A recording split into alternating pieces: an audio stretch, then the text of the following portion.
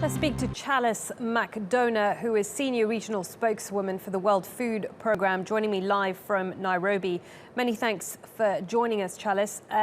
We heard there from the spokesperson from the presidential, South Sudan's presidential spokesperson, saying essentially that life is returning back to normal there in South Sudan. What are you hearing about the situation in South Sudan?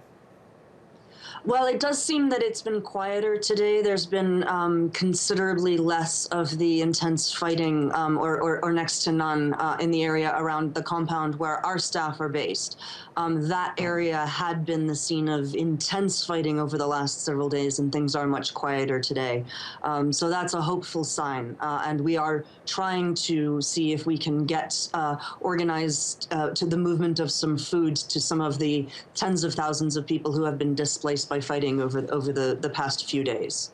Well, how would you describe the humanitarian situation? Because we're hearing that thousands of people have been displaced.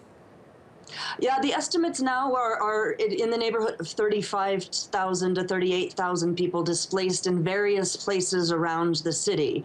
And that's something that can, people can withstand a day or two of displacement like that. But once you get into several days and the situation drags on, then people need some kind of humanitarian support. They'll need food, they need water, the sanitation facilities that need to be taken care of. And so it's very important that if the displacement is going to continue, that agencies are able to reach people where they are to get them that support before conditions deteriorate too quickly.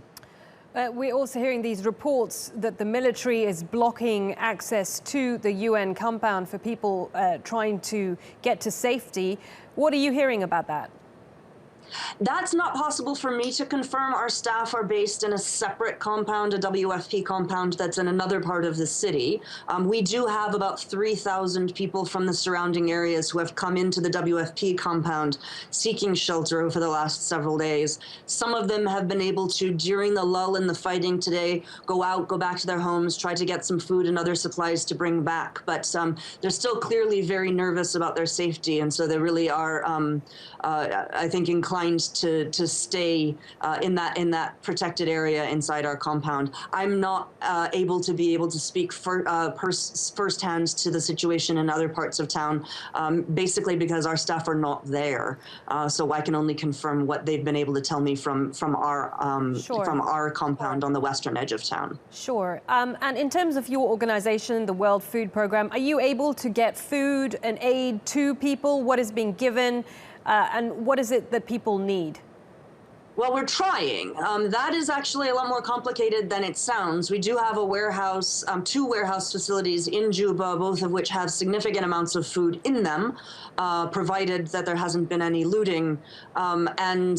But getting that food, moving it from those warehouses to the places where the people have congregated requires movement on roads that hasn't been possible until today. So that's something that we're hoping to be able to organize in the coming days. But we're also having to get people food that they can eat relatively quickly and easily without having to cook it, because you have a lot of people in relatively small spaces where there isn't necessarily space to cook or prepare food.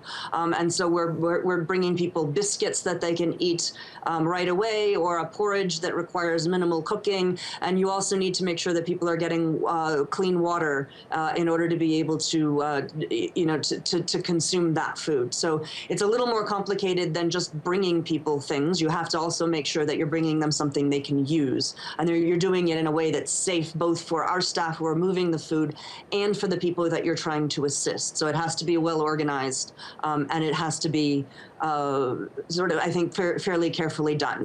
But we are doing that, and our staff have been working very hard on trying to get that, to make the arrangements that are needed to get support to people in a lot of different locations around town. Okay, Challis, many thanks for that. Challis McDonough there from the World Food Programme, speaking to me there live from Nairobi.